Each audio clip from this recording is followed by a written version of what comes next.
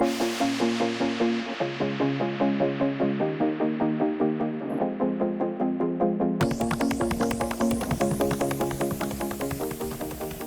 the heat pump tour to the COP, we are here today at the Octopus Center for the Electrification of Heat. I'm joined by three experts, Aimee, John and Peter, and we have been discussing and we have also been looking around in what Octopus aims to do in order to massively increase the deployment and the market uptake of heat pumps.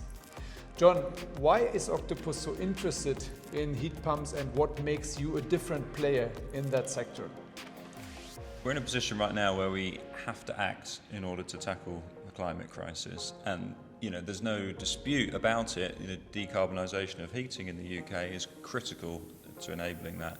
We've got 20 million plus gas boilers emitting carbon fumes and carbon emissions into the atmosphere right now, and we need to replace those with low carbon heating solutions, ideally by electrifying, so that we can use renewably generated electricity to power our heating and our hot water in our homes. So heat pumps are the obvious technology for that. It's an established technology.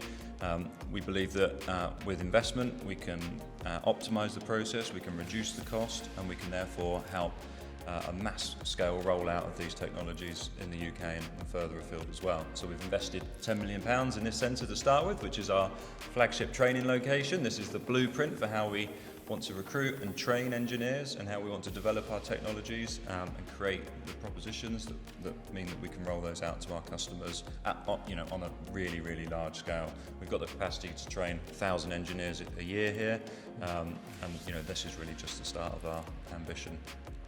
And we're disruptors in the market. We've disrupted the energy market.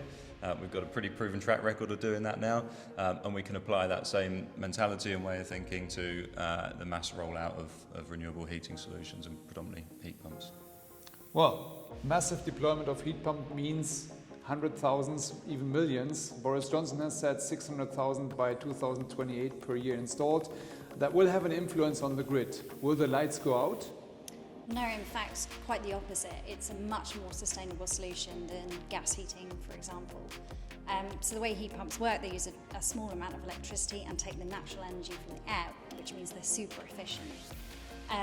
And the good thing about that electricity is it's flexible, so you can choose the cheaper, greener periods to run your heat pump. And that's what we've already seen. We've got about 1,000 customers on our Agile Octopus tariff, which varies, with how much green electricity there is on the grid. And we've seen that they have naturally reduced their peak consumption by about 75% in that sort of 4 to 7 p.m. period, which has massive savings for them on their electricity, but is also great for the grid to actually be taking that demand off and spreading that out throughout the day. So we could say heat pumps are fit for purpose. But Yes. Peter, you are still developing the product further. What does it mean to you? What's the next generation heat pump looking like? That's a very good question. Manufacturers for years, they were very much focused on proving or making heat pump more efficient, but there is limit on that high level efficiency. We don't need to be them super more efficient. They're already very, very high. And later on, they were very much focused on making them quieter. But the future step is now, and this is what we are working on it, is to make them more techy and make them smaller, physically smaller, to work as a half a size of existing heat pump.